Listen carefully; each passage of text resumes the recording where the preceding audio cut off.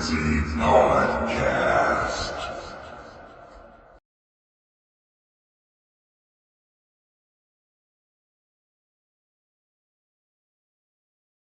Hey, how's it going, my friends? This is Nick from the Nerd Frenzy Podcast.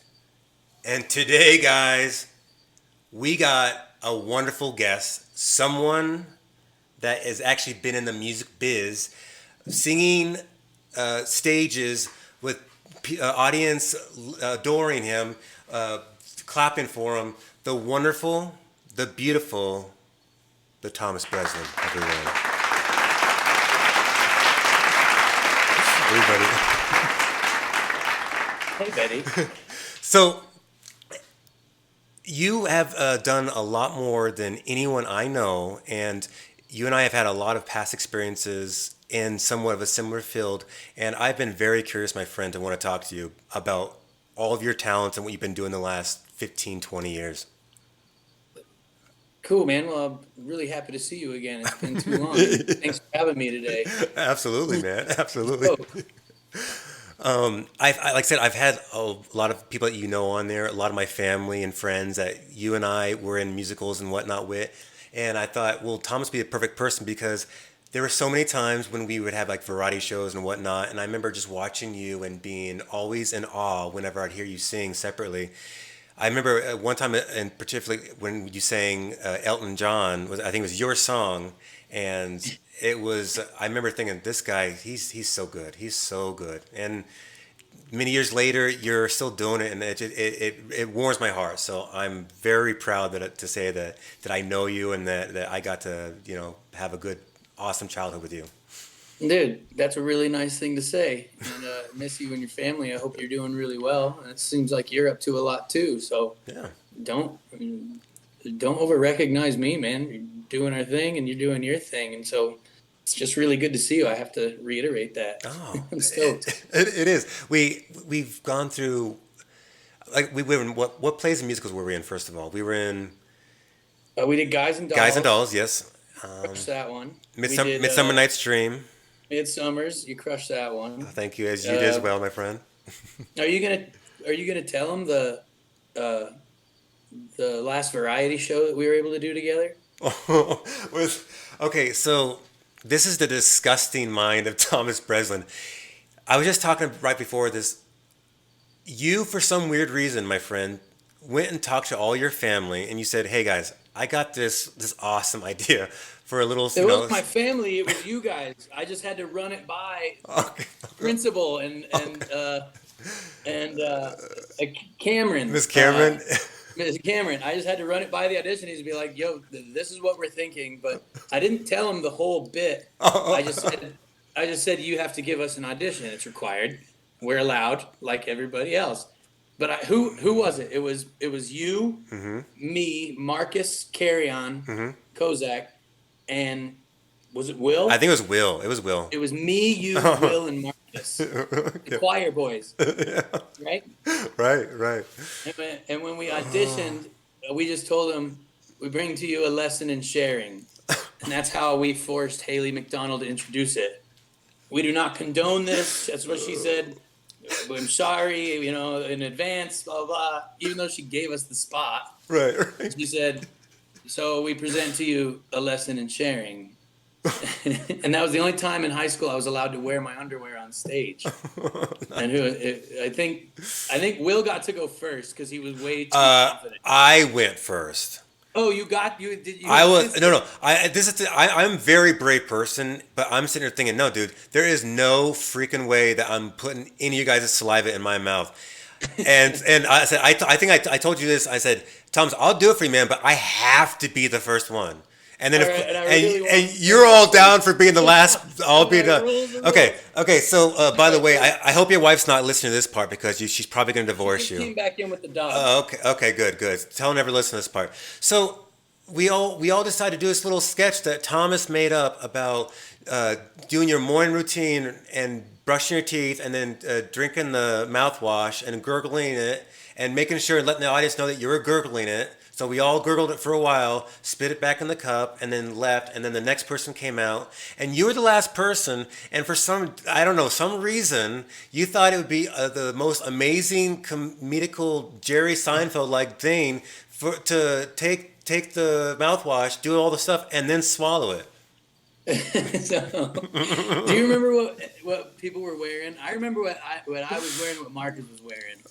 I know Marcus No. came out since he was like the football guy. He wore like the undershirt. I don't know if I'm allowed to call it. You know, the striped one. The wife, it used to be called a wife Yeah, beater. of course. Yeah. And he was also in his underwear, and he and then I wore like an open bathrobe with red boxers with white hearts all over it. Will Du Bois was so tall, I think he wore like pajama pants that he intentionally kind of brought down a little bit, like pants. Do you remember what you were wearing? Because I don't. I do not. I do not. So the order went you, Will, Marcus, and me. Okay. And when Marcus came up, because everybody's using the same cup of water, and they use real toothpaste and they spit it back in after swishing it or gargling it and rinsing their toothbrush like really terrible college roommates. And Marcus, he came out and he had a trick up his sleeve. He pulled a sock out of his underwear and patted and wiped his mouth with it after his turn just for good show value. Yeah, and you guys were cruel. I don't know if you remember when we rehearsed it. Everybody was like they're like intentionally gathering spit, and there was stuff floating in it. And you still had to do it for the audition, and I got so sick that night from just drinking like 4 mouthfuls of toothpaste. And it went off without a hitch, though. I think there's not a winner, but come on, we won the show. Yeah, you know? yeah. Well, the lucky thing is I was part of that, and I was a winner in that reason, and I was also a winner because I didn't have to really experience what you guys did. So, the one yes. rule, like, dude, you got to do this with us, dude. I think it would be a good hit. I'll do it, but only if I get to go first. Can we draw straws? No. There's certain times in my life I'm selfish, and those are kind of parts right there. Yeah. What were the other ones? Not Guys and Dolls. You were in Seven Brides, right? Mm-hmm. Yep, I was one of the brothers. Yep. Yeah. I can't. So we're getting back to humble beginnings between you and I, a budding friendship. Absolutely, and you're also good friends with Jesse too. But so it was an obvious small. Grew up with your brother. Yes, absolutely. In a small town, everyone looked out for each other, kind of thing, and so you go to CU, right? Mm-hmm. Which is, by the way, congrats on that. Will also went to CU, so you guys are both awesome. There you go. And Will and I had breakfast every morning while he was in ROTC. Because his ROTC was on the field. I would get out of my 8 a.m. economics class and go straight to the dining hall. He was up training with ROTC. I would watch them train on my way to microeconomics, and then by my time I got back, all those guys were in the Cheyenne Arapaho dining hall. So he and I would eat breakfast like every day, every other day. So I got to see, Sco Buffs. Oh, absolutely. Thank you for sharing that, by the way. Any story of Will, I always want to hear. Yeah. Absolutely. So you go there. I grew up with your brother doing middle school dances. Yes. You and I went snowboarding. I remember you had your snowboard was so little, and I asked you like, well, it's supposed to go right here, and you're like, yeah, but I can like control it much better if it's little. And I just that's the only person in the world who's like, oh no, I have a small snowboard on purpose. Yeah, I had a small snowboard, and in the future, maybe I'll buy a Prius or a Ford Fiesta or something because I don't care. It was easier in the trees with a smaller board. That's all. Oh Lord, yeah, but I very much cherish all of our memories. You're part of a lot of my most important ones. So cool, man. Yeah, thanks again for coming. This is awesome. Thank you, man. But this is gonna. I'm realizing over the last 5-8 minutes, whatever.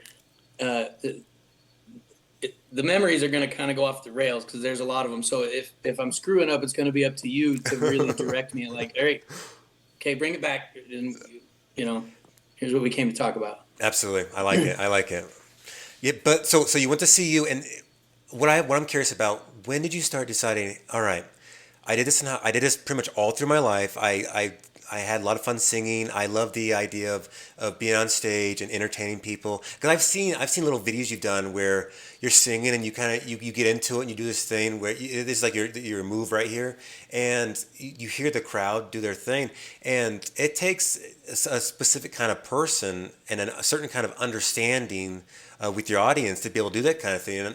And I want to know, like, first of all, like, you're there now. I want to know, like, how you got there and what was like, who like called you and said, hey, I have an idea for this. You should come over here. I mean, what happened, man? I would say the beginning definitely started with my dad. He was a traveling musician out of South Chicago, and he started teaching me at a very young age. He supported me in doing sports and other activities, but he always taught me singing and guitar. It went a really long way, and when sports didn't work out, I still had the singing to fall back on, and it turned out to be the most beneficial of all the things I was taught or learned. So that's where it really started. From there, it moved on to college. My sister went to CU, and I think it was her first spring break back. No, so I was a freshman. I was a freshman, she was a freshman. And my poor parents did 8 consecutive years of CU Boulder. And when she came home for her first holiday break, she handed me a CD. They used to be these like silver discs that you put audio on and you listen to them on a big thing, right? Right. It was a CD, and it was a group that she was like, you have to hear this. These guys came and sang for my sorority, and it was an all-male a cappella group that had been on campus for, I think 14 or 15 years at the time. It was the second oldest group on campus, and they, turned it over like a college football team.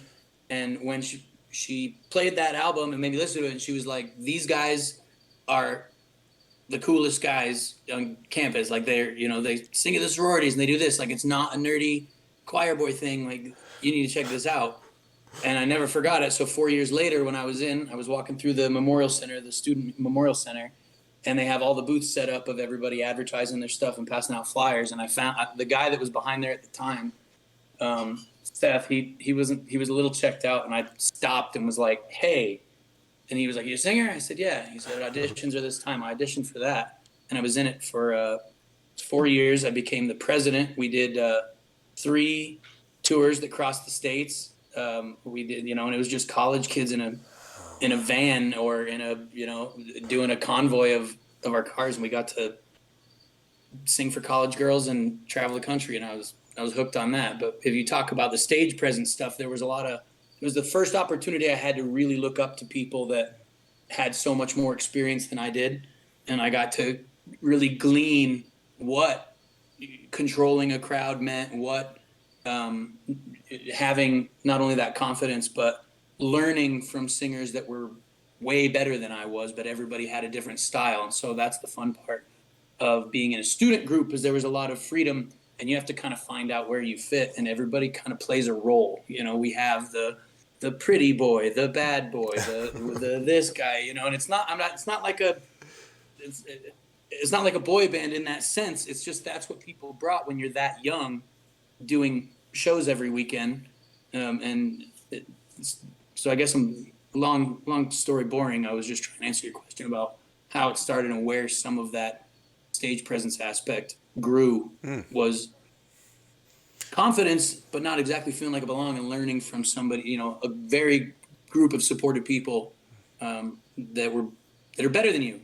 So they say in the business world or anything you do, surround yourself with people that are better, right? Oh, that in wrestling they'd always say if you wrestle someone that's of your talent or weaker, you will never get better. But if you wrestle someone that's better than you, eventually you rise extremely quickly. So I could see that being like that with anything. Plus, you get to see the reason why you are better in the first place is because you have a certain kind of knowledge that I do not, or a certain kind of understanding I do not. But I don't remember competitive wrestling in high school, but I know you did a lot of it. So yeah, I think we're on the same page here. But I think you know. absolutely. So Thomas? What kind of music would you say was it you guys were singing? The genre. that was the other thing. We would you arrange and you arranged. We would rehearse 3 days a week for 3 hours each session, and we made all of our own arrangements. And the point of our group, because there were 4 and 5 other groups on campus, the place that we put ourselves in is when you come to our concerts 3 times a year, they are going to be the most entertaining. Maybe not from the most choral aspect, but there's going to be skits, there's going to be videos, there's going to be a lot of antics and dancing, and that's how we set ourselves aside from the other groups. Was, you know, these guys arrange their own music, but they put on the show. But the music that we would sing was, if you have all these different characters and everybody's young and trying to stand out in the group, we would do everything from, a pop tune, or we what was that, the song about the garden, The Secret Garden. wish I'll be okay, that terrible 90s tune Oh, Savage Garden. yeah, Savage Garden and the higher Everything from that. So, power. yeah, Yeah. yeah, we would do that one. It would just crush sorority gigs, but you still do it on stage. But there's something silly and sarcastic about it, all the way up to doing my last concert. When I became the president, and I worked very closely with an extremely talented person named Chad Neat, who is about to have a baby, but he still sometimes hang out. I'm sincerely, if based on what you're doing with your podcast, and a side note, I really want you to meet and talk to this guy, because he is an incredible industry guy, and he fell into like television production and stuff. Anyway, he and I ran the group, and the very last tune that I ever got to perform at our 15th anniversary concert, 15 years on campus, was "The Pot" by Tool. And Chad, an Wow. incredible musician, an That's- incredible actor, an incredible dude, he arranged that with 15 voices, nothing but vocal, and it was on our 5th album, because the only money that we made all went toward travel and producing CDs. So it was a pretty grassroots operation. Yeah, absolutely. But so it's everything from Savage Garden to Tool. Tool, and I think Tool just came out with a new album just recently, right? Last year, yeah, more recent. I think it was the end of 2019. Tickets go on sale tomorrow at 10 a.m. Oh, Maynard is. I mean, he's the man. Now, just touching back on what we were talking about earlier, Maynard is a hero of mine. I know he's a lot of people's heroes. You either love him or hate him. Absolutely. But I learned a lot of that, not necessarily off color, but a lot of stage presence, even down to certain moves and breathing techniques and things, from listening to his interviews about, you can jump around on stage all day, but if it's not right here, if you're not delivering, then a lot of that doesn't matter. So sometimes in really challenging tunes, you have to pull a Maynard, plant both feet, you breathe from the bottom of your feet, your stomach pushes it up, diaphragm's the last stop, and you resonate here. I learned that from listening to guys like that. And so that was a big learning thing too. Would you say he sounds better in Tool or Perfect Circle? That's like asking me which one of my thumbs I want to cut off. I know, and then different types of genres. But if you had to listen to one of them repeatedly, I would have to say personally. Island? What's that? If I had to be trapped on an island, There you and go. listen to There you go. Tool band Yes. or one Maynard band. Right.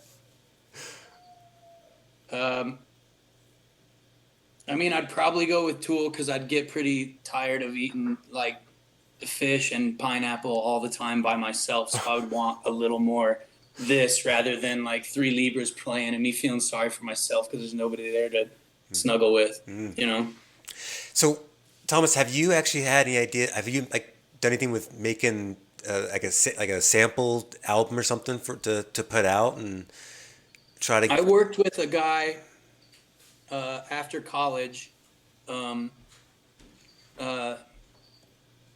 Mike Charles, and he was a extremely talented hip hop guy who ended up going to LA.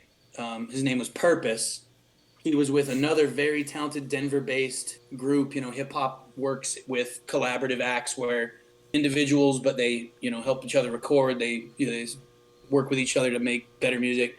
I did their project for a while, Fresh Breath Committee, where my job was for them to, I come in, they play me the beat that they created, and they'd tell me they wouldn't give me their lyrics, but then it was up to me when the break was to just write and sing the hooks. Sometimes they had an idea of what the story wanted to be, and I would run with that because writing is really, really hard. So just personally for me, having a jump off point was really important. I got to do local shows with him, but they went on when I was in Hawaii. They went on to compete in the sing off on NBC. They took second place, and he was like the hip hop guy. So I got to collaborate with him early on, and just writing hooks, recording the hooks, and that was my only contribution. Was, when you listen to a hip hop song and it's like the verse is just one person, and then everybody else does their part. And you actually have that, and it's out there. It's real. That's awesome. Yeah, you can. Yeah, I still have the albums, but I don't think you can exactly find them. I doubt they're on. Well, I mean, the idea is, Thomas, and this is probably the biggest reason that I wanted to talk to you is you have always been an extremely passionate person, and they usually make movies about people like you. I remember you had a girlfriend in high school that you bought a star for in the sky to let her know how you felt. As you've always been just a very beautiful person, and I always thought, yeah, you could go places with what you have. Thanks, man. That's a really sincere and awesome thing to say. But when you're buying really romantic things for girls in high school that you're working on the weekend to afford, it's not exactly to be this impressively embracing person. It's pretty much for the embrace in the first place. You know what I mean? Right. I hope she doesn't watch this. I think she's got kids now and stuff, so I hope she doesn't see that. Well, We've been together for 4 years. You're right. I was a nice guy. All right. yeah. Okay, so your band.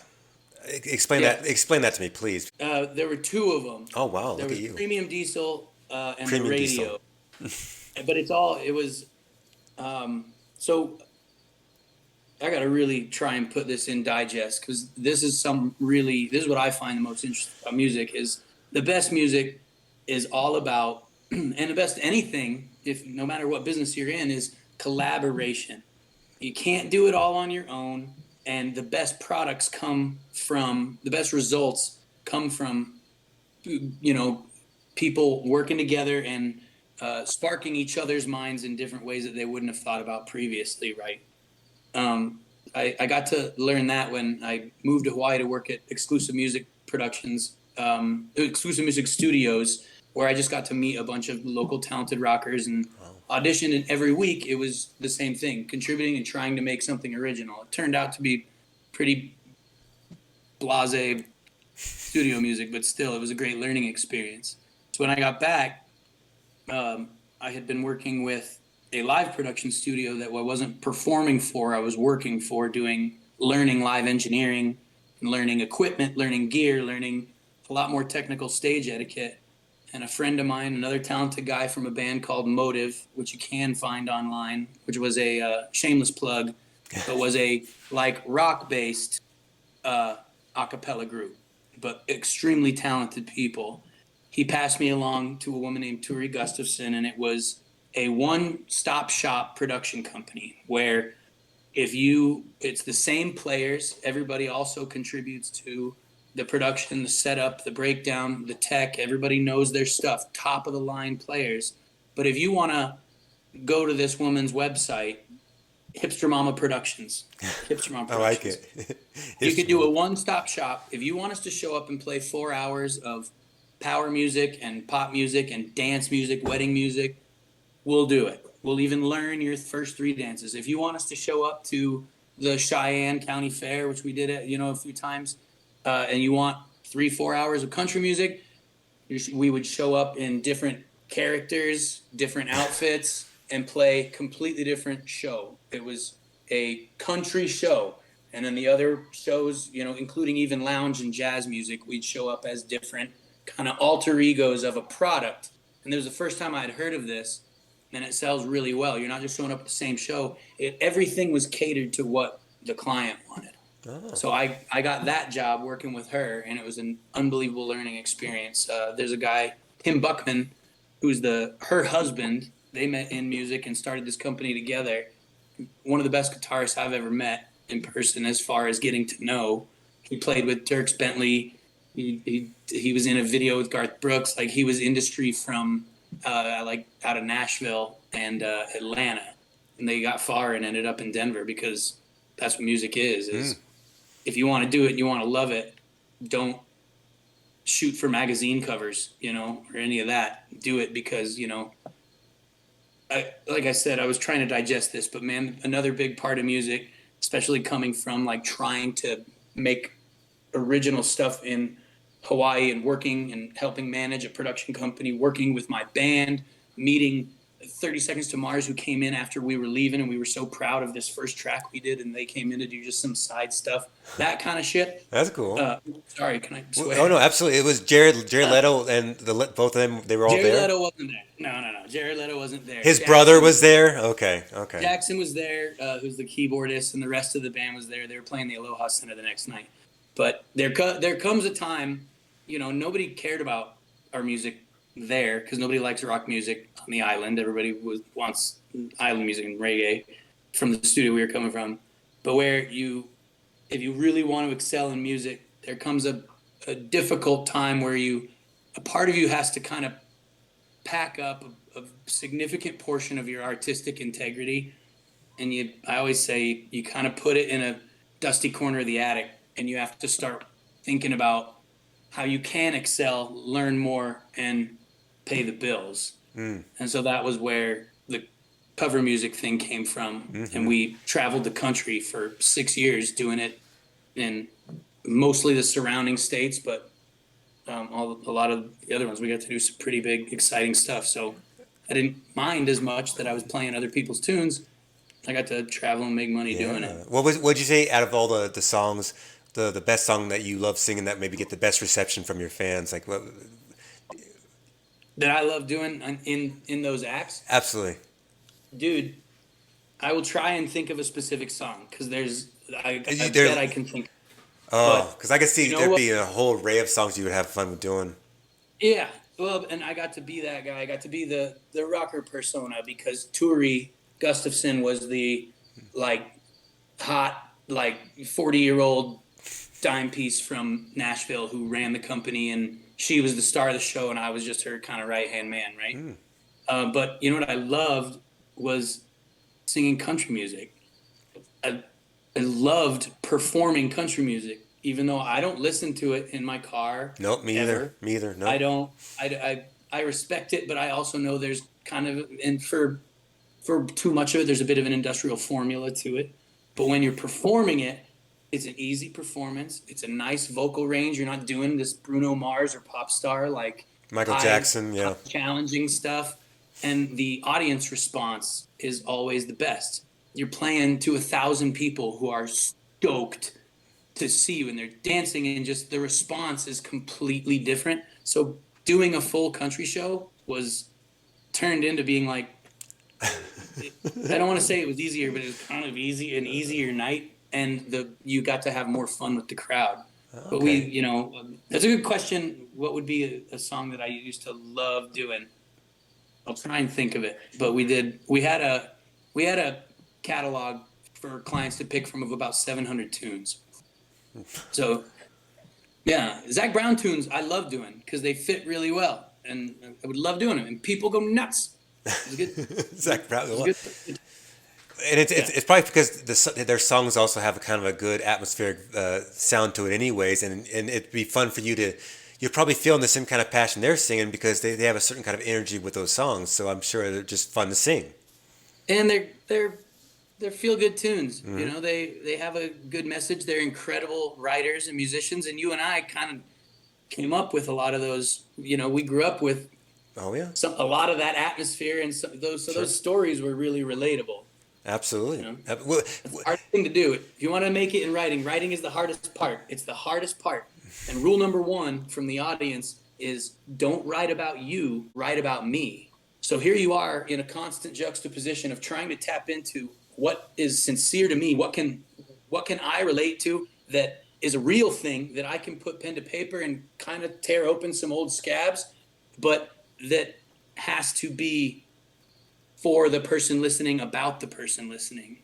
So it gets to be this kind of tricky dance. Dave Grohl once did an interview about 7 years ago where they asked him what his favorite part about music was, and he said, my favorite, he didn't even hesitate. My favorite part about music is singing to 80,000 people, singing my same words back to me for 80,000 different reasons. And that hit me like a freight train. I've never So thought about it like that. That's a beautiful learning notion. the writing is the hardest part. And you wake up and you're like, I worked so hard on this. You wake up the next morning and you're like, nobody's gonna like this. Or you bring it into your group or a collaboration and people are like, oh, all right, let's keep this in. And you're just crawling out of your skin like, oh, they're picking me apart. You know what I mean? This was really hard to write down, and now everybody gets a say.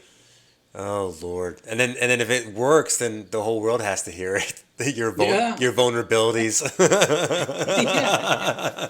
That's another saying, dude. Playing your own tune sometimes is like opening a scab every single night. It's like, all right. I assume it gets old, but still. Oh, You know, entertainers yeah, in before you general. dream. I know. Yeah. Any kind of entertainer, it seems like there's a certain kind of sacrifice that has to be made.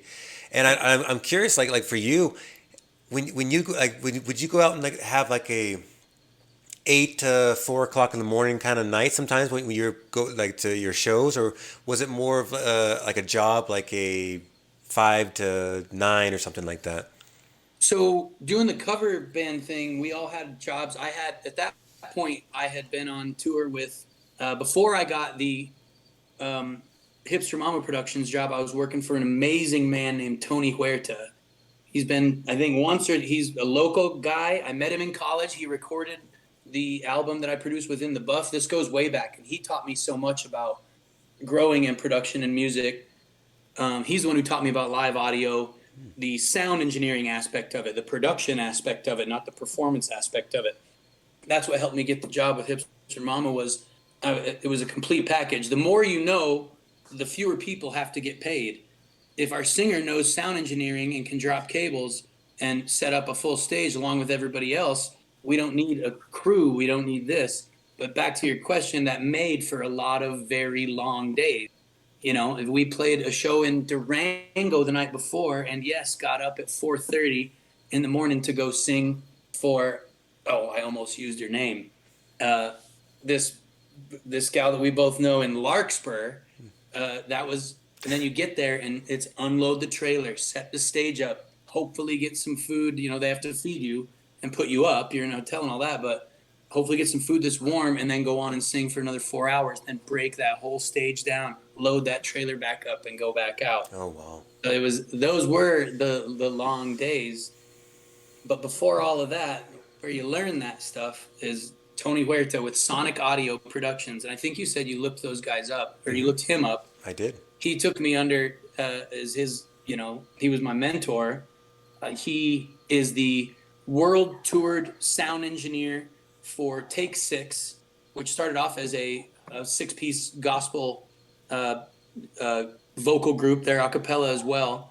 They now have 15 Grammys, and they sell out all over the world. I got to mix for them in Cincinnati. Wow. At front of house, and with Tony, of course. And so that guy was kind of I still talk to him. We still golf. We still try to work with each other when we can. But like that was the piece of the more well-rounded, the guy that taught me the more you know in everything. You're not here to sing.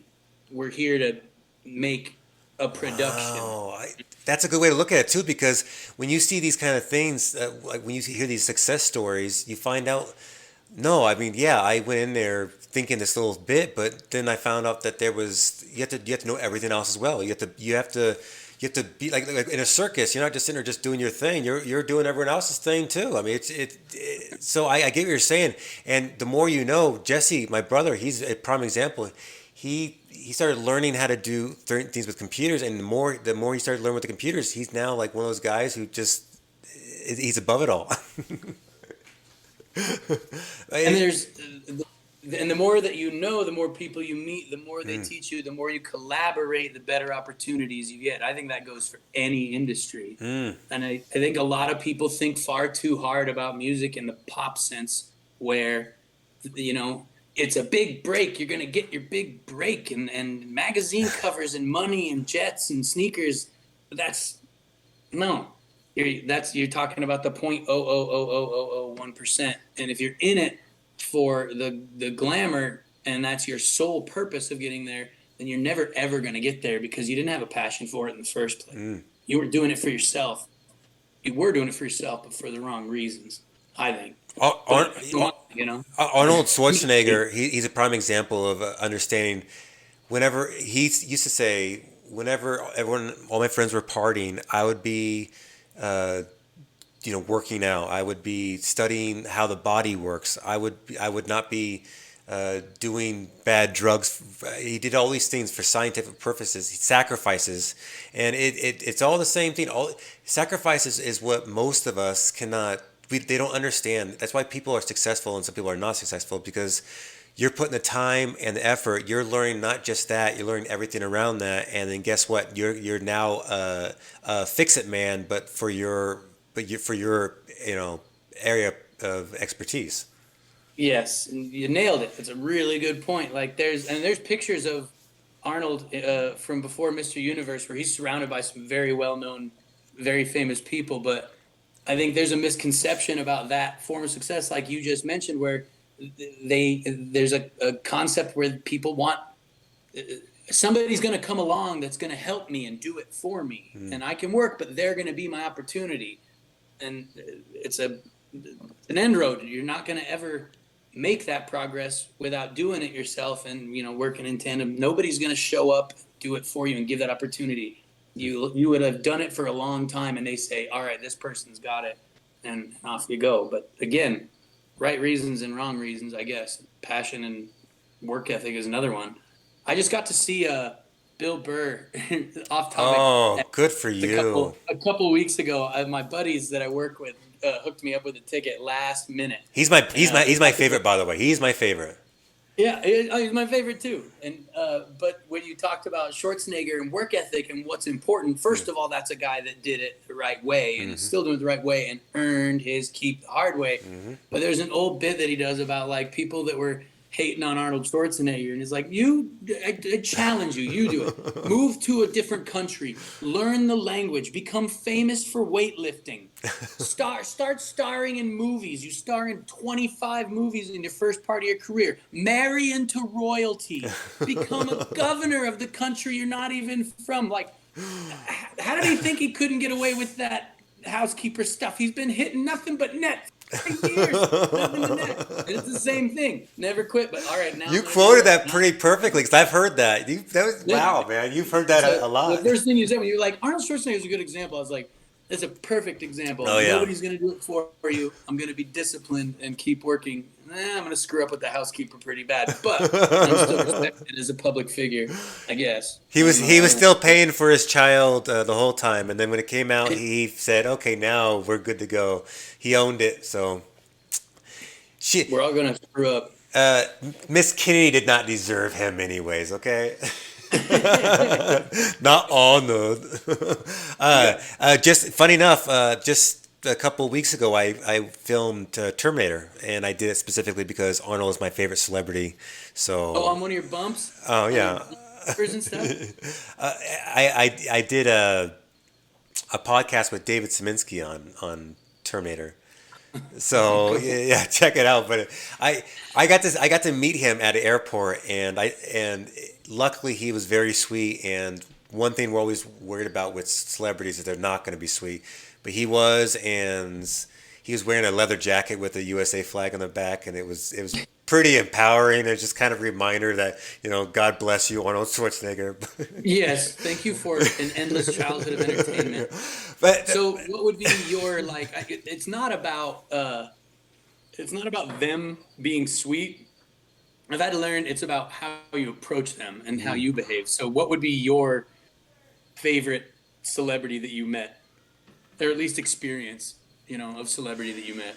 I've been lucky enough since I was in the military. I was lucky enough where a lot of good people would come and see us. So I got to meet a lot of funny people, and I actually saw Arnold Schwarzenegger from afar. But I would say just the airport with Arnold Schwarzenegger, just because the fact that he was kind and he had Terminator skis, and I very much appreciated that. All right. I said met, but that's still a really good answer. So I'll give you that. But Pretty like I good. said, the good thing about that, it sounds to me that you are doing the same kind of qualities that these struggling actors and whatnot before they start hitting the big time because of the fact that they put the time and effort in. It sounds like that's what you're doing. If I'm not mistaken, you're surrounding Well, yourself in that kind of world at least, right? it was definitely an immersion, and so to start making money on it was really really cool. When Tony picked me up and we did like the most rigorous. I'm not being disrespectful. Semi-military training in the sound world of like up and at 'em and training nonstop for 3 months of like it wasn't this, but like my brain was bursting out of my ears. And he took me on the road with the Sing Off tour, and it was a Sony Entertainment production with NBC. We at one point we did it was like 59 shows in 64 days or something. We had one run that was 17 days all across the country. The Prevost bus, sleeping in the coffin, the leather front of the bus, and it was like, oh man, the whole like feeling like you made it thing. That experience, like I was saying earlier, led to the cover band thing. So I got to continue making money doing it. And then I don't know if you if you heard about this, but like a year and a half ago, this thing happened, and everybody started getting really sick, and like all the restaurants closed down, and we couldn't go to concerts anymore. I The heard music industry, yeah. it's a small little thing, yeah. Yeah, that this thing happened, and I essentially lost my job. So you know what I mean. Oh. So we as went from as being did many other very talented people who didn't really and deserve very it. talented and very hardworking. Oh yeah. I don't Oh care yeah. what you do. Service industry is so critical, so important in so many different ways, and so. But definitely, as things began to progress, the entertainment industry was still gone. And wholeheartedly it was. I mean, we were finding ways to get people back to work, and people were working from home, and the technology helped everything. But live entertainment, after 15 years of work, was gone. You're So you're you're seeing artists that were singing on Zoom and whatnot. And I'm thinking, I personally don't necessarily find this to be like I wouldn't pay $90 for a ticket to watch someone on Zoom, and they were doing that kind of thing. And I guess I don't like if that's where they're going. I'm not. I heard they're doing more of a VR approach. So we'll talk about. I mean, that maybe that's a thing later on in the future. But I still to this day, and I'm sure you agree wholeheartedly, the only way to really experience that is to be there, the atmosphere. I agree. If an album comes out of my favorite band, I'm gonna listen to it for 2 straight days and all this and that. But I don't think there is a drug on this planet that beats live entertainment and being. And it doesn't have to be a concert. It can be, a musical or a play And or an event, right, a right. comedy show. But live entertainment, when people are brought together for a common reason and watching something that is impromptu, and that there's nothing like it. And that moment will never exist again. Even though Yeah. they're doing that show 30 to 60 times on the road at that period of time. That moment, that group of people, that set, any little mistake that's made, any frill, any little extra, that it's a single existence in time that you got to enjoy with who knows how many people, anywhere from 300 to 80,000. That it was that moment, and you're stoked. And if you've never ever seen, if you're watching and you're not a concert going person or a music person, if you've never seen like your favorite band play, strike up and play your favorite song live, and just been overwhelmed with emotion and memories and what it brings back, like go see a show. Concerts are back. Live entertainment is back. Do yourself a favor. Do the industry a favor. Do them a favor. Go see a show. I Yes. don't care if it's at the bar. I don't care if it's at the Mile High. Go see a show. It's important for you. The human spirit is broken right now with what's going on, and we need the things that would kept us whole in the first place to come back. Because it's an odd thing. It's almost like it's on purpose. But the first thing that was taken away from the country was entertainment, and that's the number one thing that we need to just say, hey, everything's okay because that person over there is making me laugh, or that person over there is making me cry in a joyful manner or in some kind of spirited manner. The moment that's gone, okay, that we might as well all be depressed. So you need to keep on doing what you're doing, everyone, and just keep on going for it. Well, especially at a time like this when everything just appears to be it's no longer right down the middle. It's getting further and further apart.